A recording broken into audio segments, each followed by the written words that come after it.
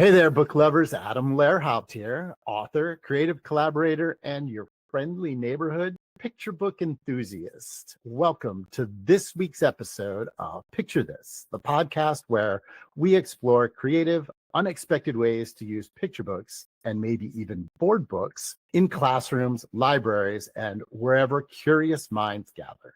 You ever come across a book so charming, so inviting that your students are magnetically drawn to it before you've even read the first word? The kind of book where a cupcake has personality, a taco has heart, and love is literally baked into every page. Well, today's guest is the brilliant mind behind many of those books. She's a best-selling author illustrator whose work has graced bookstore shelves, nursery libraries, and early reader book bins across the world, not to mention being right here behind me. Her signature style, bold lines, bright colors, and adorably expressive characters is instantly recognizable, even across a crowded expo hall filled with readers. Her books speak to the youngest readers, but still manage to deliver powerful messages about love, identity, and togetherness. Her journey has inspired creators and educators alike, and her stories have found their way into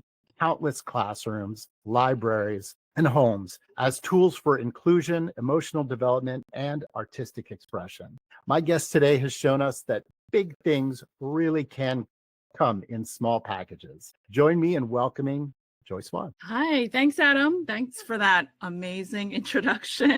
Well, you want people to really understand who we're talking to. And as we were talking about just before this, I am so envious of your ability to create these very simple but really deep stories. Thanks. Yeah, people always ask me, how do you do that? How do you create such big feelings with such few words? And I don't even know how myself. It's always been something that came from inside me, and it's kind of felt natural to me. They always say that everybody has like a child inside them, and to me, like my child inside is like this 3-year-old child. So do you, when you're sitting down and going through your creative process and you're really trying to find the story, do you channel that inner 3-year-old? Is that kind of like you have to sit down and be like, all right, let's think about this? Or is that your like writing persona, right? So like I have a writing persona it's not too different than the regular Adam persona, but is it your writing persona, or do you sit and kind of consciously think about things in that perspective? Well, I often start with a feeling. So I think of universal feelings like love and comfort, and then I start from there, actually. So that's a really good exercise to talk to kids about, is pick a feeling, right? And kind of create off that, So if you take the word love, and in thinking about board books, keep it very, very simple. If you're thinking about love, what keyword search would you do on Google, right? If you search for love, what other 15 words might come up for you? And hey, Foster's joining the podcast again. So like that idea of kind of connecting to those other words, what do you do from there? Yeah, so I often start with a feeling or like a simple truth, like something universal, like love, comfort, or connection. And then I ask, what's the smallest, simplest way that I can say this? Like that process of like distilling is really where the magic happens. It's not about dumbing down a book, but it's about opening up from these simple, universal truths. Okay. So as mentioned, you have bold, kind of minimal illustrations, but they're instantly engaging, right? So that simple style gets even toddlers focused on what's going on in the story. What do you hope that readers take from your visual approach, and how do you lay the foundation for them? So toddlers and young children don't need a lot of visual noise to be engaged. In fact, the opposite is true. Like bold, simple shapes and colors kind of invite focus. They create clarity. I use minimal details because I want the child to enter the story and bring their own ideas and emotions into it. So, for educators trying to encourage visual storytelling, I'd start with a shape, expression, and ask kids, can you show me, happy just using a circle and 2 lines? Or what does lonely look like with only 3 shapes? It's kind of powerful what they can come up with sometimes. Yeah, I love that concept as something to work with, because you could do it with cutouts. So you can, if you have very, very young students, you could just bring in a bunch of circles, triangles, and squares to the classroom and say, all right, take this and show this or show that, and kind of work with some simple tools that they can either glue on, or and bits of macaroni naturally can become smiles or frowns, right? And then some visual, like journaling prompts, like, tell me your day using only symbols, or draw your mood in 3 lines. When you limit the tools, when you add restraints, it actually expands the imagination. Yeah, this is something that I definitely do, and I think it helps me be more creative, is put those constraints on yourself, where creatively, there are guardrails around doing board books, right? Yeah, I mean, there's already like the parameters set by the publishers anyway. Like a lot of my board books with Scholastic are just 7 spreads. So like I already have those restraints. Like I have to tell this whatever I'm trying to say in these 7 spreads. Yeah, and having those guardrails and keeping it simple really does kind of make you get the most out of each page in the story. And somebody who just writes, having to combine that story with the images is so alien to me. Like, I studied art in college. Back to the clarity, Adam did study art in college. He's got one of those degrees, but I don't do it anymore, right? So I think about the text, right? And you're doing, not just thinking about text and thinking about imagery, but connecting them together in a very, very simple way, where it's a very short poem, right? It's almost haiku for a book, right? Right. I mean, and let's be honest, most preschoolers and kids don't need a whole paragraph to express a feeling. They've mastered no, it's one word, big emotions. You don't really, if you think on their kind of the way they think, you don't need a lot of words to express yourself. Yeah.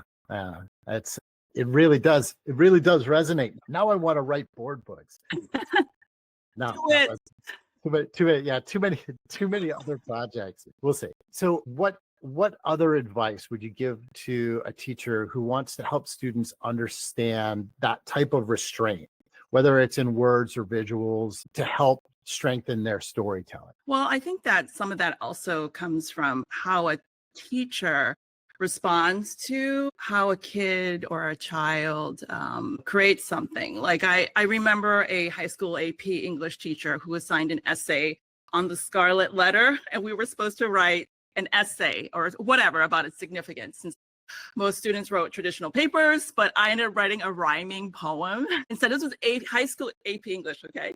So it just felt like I just struggled with essays, and it just felt like the most authentic way for me to respond to the story. So I don't remember what the poem said exactly, but I do remember that how the teacher responded. She gave me an A, actually. And she told me it was the creative, and that it showed I understood the themes in my own way. So that moment was like huge for me. It taught me that, how powerful it is when a teacher makes space for different forms of storytelling. And it taught me that creativity and, critical thinking aren't opposites, that they can be part of the same process. When I hope educators remember that when we let students respond authentically, we invite them into like deeper engagement. And sometimes the most lasting lessons aren't from what teachers say, but from what they allow to bloom from these assignments or what we're teaching in class. Yeah, and that's kind of a way to set up an activity, right? So if you bring a book into class, or a poem or something, and you have here's a list of different ways you can respond to this poem, right? You could do a cartoon response, you can do a rhyming response, you can write a prose response, you can do a full research on this thing. and you leave it open for the students to find their own creative path towards it, that can be a fun activity as well, right? Right. So they're leaving assignments themselves open-ended, and not to be so, restricted. Sometimes can open up the imagination and really, Yeah, lead and to there's a time surprises. for that, right? Like Right. there's a time for opening things Yeah. up to the students' creative dreams, and there's also a time to say, look, sometimes you have to write, you have to write in the guardrails, right? Right. So kind of going both, in both directions with those ideas. So as you mentioned, your books often leave room both visually and emotionally for your readers or the people being read to kind of connect to their own meaning and their own significance to them. You mentioned you had a teacher who gave you this open-ended kind of thing, and we came up with a fun activity to go along with that. When you talk to other authors and illustrators, has anybody ever suggested other ways to do this, or things that you said like, oh, that I want to integrate that into my creative process? I did a thing. I was speaking at a SCBWI event, Yeah. and I mentioned this with somebody the other day. So I mentioned I did a class with Floyd Cooper. Like I just sat in. He let me sit in the back of his class, and I had brought like my drawing supplies and stuff. And his whole class was about filling the page up. So you filled it up with just charcoal, and then you took your eraser and you drew with your eraser. So you kind of removed from the page to create your drawing. So for me, that was an experience where I went, huh, like I really like this process, because you usually think that creating is an additive process, and the subtractive process was something that I hadn't really thought about before. And I really like that as an activity and a fun, different reframing. Anything like that? Have you ever had a I was moment? in a workshop one time, and they had us do like something. Maybe this is great for like older kids, but like they did this thing called Blackout Poetry. Have you heard of that? Where there is a paragraph of text, and you actually black out the text and leaving a few words to create like new meaning or new poetry out of like a Yeah. body of text, which I thought was a really fun and exercise as well, that taking away to create something new. Yeah, I love that. And I have done Blackout Poetry. Thanks for reminding me of it. It's a great activity too. I really think that that's a fun little thing that we can add. And I put all of the activities together in a little downloadable bit that everybody can find by looking below this post or going to my website. Easiest way to get there is go to adaml.rocks, because I think it's funny. So you can go there and all of the fun stuff will be there, as well as all the links to Joyce and her work and all that kind of fun stuff. Next thing that I have everybody talk about is something I call Adam's book bag. And this is where I ask you to recommend a book. It can be yours, it can be somebody else's, but when you're talking to groups, it's kind of your go-to that you hold up as a great example. So if I was going to talk about board books in front of a group, I would for sure be holding up your board books. What is a book that you find yourself going to as a great example of something that you're talking about? I'm gonna have to go back to the classics. The Very Hungry Caterpillar is like, to me, it's just like the perfect. It's like the perfect, absolutely perfect board book. There's science. There's like a tactile quality about it with the holes. There's just everything about it. I just love about it. Informative and experiential, right? Yes. Like Yeah. it's more than just. It's almost even tactile. Yeah. It's like a whole sensory experience, the book. And that's actually another way I like to look at my books too, as this whole sensory experience. Like, what do you want to feel when you're reading this book? And I think that's why kids do like returning, to some of those books over and over again, because it's about the feeling you have when you're reading it, and not even necessarily about what's in the book itself. Yeah, and that's a good message too, right? So it's an activity where your message isn't as big as getting people to feel a certain way. So can you write a poem that makes people feel happy? It doesn't have to be a happy poem, but a poem that you hope makes people feel happy, or a poem that you hope makes people feel sad, or or I mean, you can pick anything, but going back to that original emotion. We talked about love at the beginning as kind of a frame around things. Secondary activity could be, how do you evoke that from your reader or your viewer if you're using this just for an art project, right? Yeah, that's a really good exercise. I like it. And then the last one that we're going to do today, I call Story Sparks. And this is more just a creative prompt. And oftentimes it'll be something that, we hope can help teachers spark student engagement or encourage creativity. So what's your go-to when Joyce is having a hard time at the writing desk or the drawing board, that sparks you to want to be creative, or you find helps others when you have them go through this kind of story spark? I listen to podcasts such as this. Excellent. Yeah. Doing a good job. I do that, but I also start looking outside of even the industry. Whenever I'm feeling kind of stuck, sometimes I watch a lot of Studio Ghibli, if you're familiar with. Yeah, absolutely. You like Spirited Away. Have you ever watched that movie, Spirited Away? Yep. Whenever I'm getting a little stuck, I just kind of watch that movie. Even in the background, it's like something about it's just like so weird and so wonderful and like magical. And there's just this, even though it's like weird and wonderful, magical and a little scary maybe, but there's just me so warm about it too, and so cozy. Like, I love that movie. So I kind of sometimes will turn that on if I'm feeling kind of like stuck, because there's just really no limit to like what you can create, as there really is. And the way that they go about creating things is very different, very unique. I mean, it's almost like early Pixar was so different and so unique, and now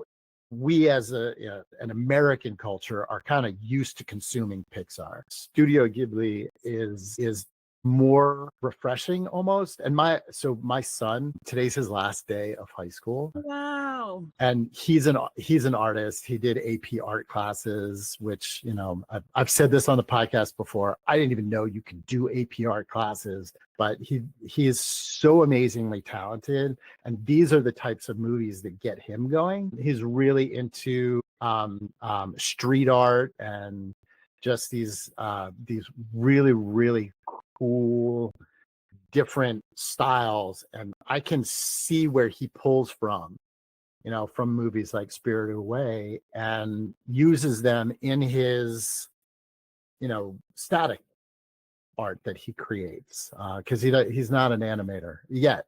Maybe he will be. I don't know. He wants to do walls. Oh, you guys should do a book together. Yeah, we'll get there. I need him to really find himself and develop his style, and then I can write for that, because I'm not sure he wants to draw what comes out of my head. not that what comes out of my head is so bad, but he really does have like a street art style, like an urban style, like graffiti tags. And when I say he wants to do walls, I mean, like, in his dream, he makes money tagging walls on buildings downtown in Philly. But yeah, Banksy can do it. Exactly. That's his thing. He's like, that's what I want to do. And like, he's so much more talented than me. His AP art installation was these 3 walls, and he tagged the walls, and then all of his 10 portfolio pieces kind of integrate with it. And like, one of the walls has a window, and looking through the window are these like angels and devils battling each other. And like, it's so cool and also frightening at the same time. But so I really like that your inspiration comes from outside of the kidlit area. It's something a little bit different, and that's something that we can bring back for students, right? And I've talked on the podcast before about using music, but bringing something like an animated movie or a segment of an animated movie, like 1 minute or 2 minutes where they can watch something and then respond to that is another great activity and way to get them excited, right? It could be anything. Like it can be a picture of like a picture of a pattern or wallpaper or a piece of fabric. Like you can bring in any type of object or picture and tell the students to write a story in 5 words. I don't know. Yeah, and they like everybody can bring something in, right? So if your thing is bring in a pattern, right? One person will bring in a very simple geometric pattern, but maybe somebody else finds some of that 1920s style wallpaper that's like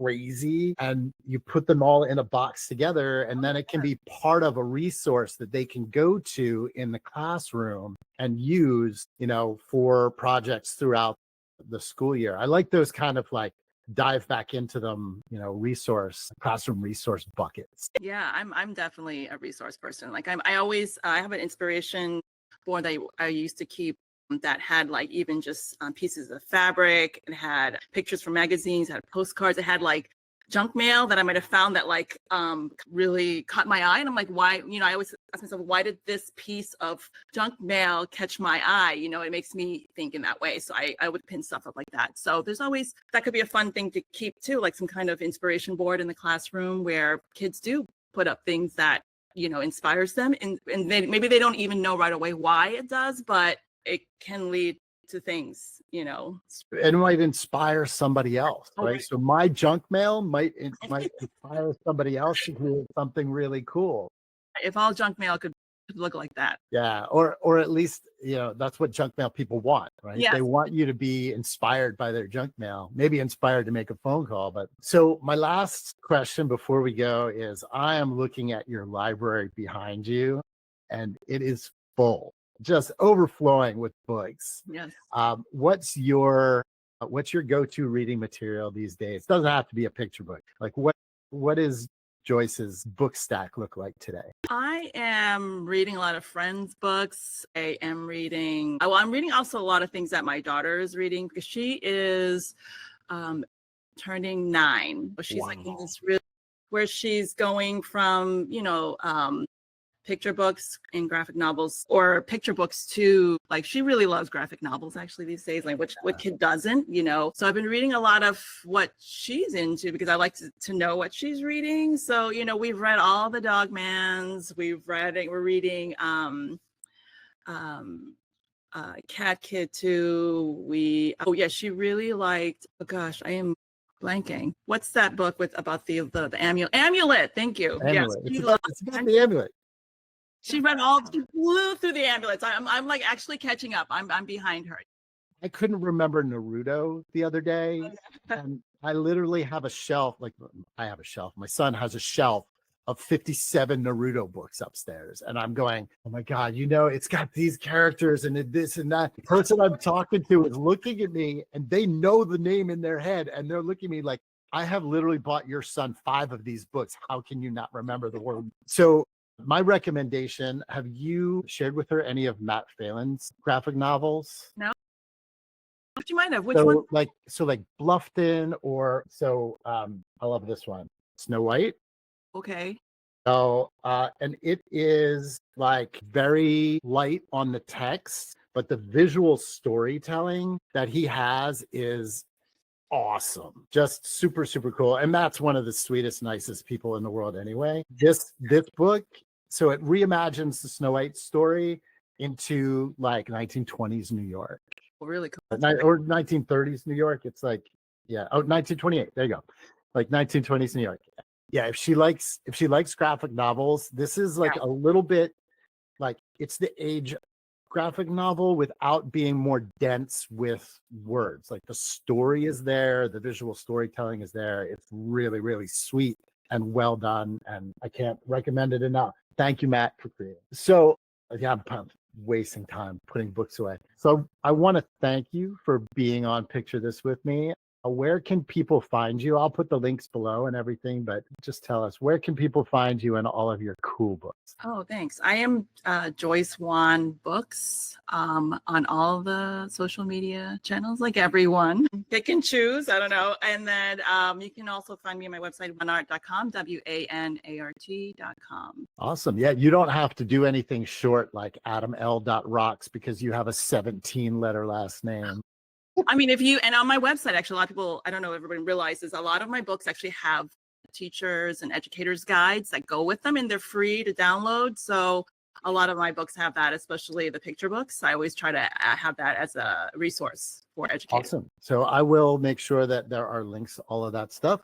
All the activities we talk about today, as usual, will be located in links below or at my website, adaml.rocks. And as always, keep reading.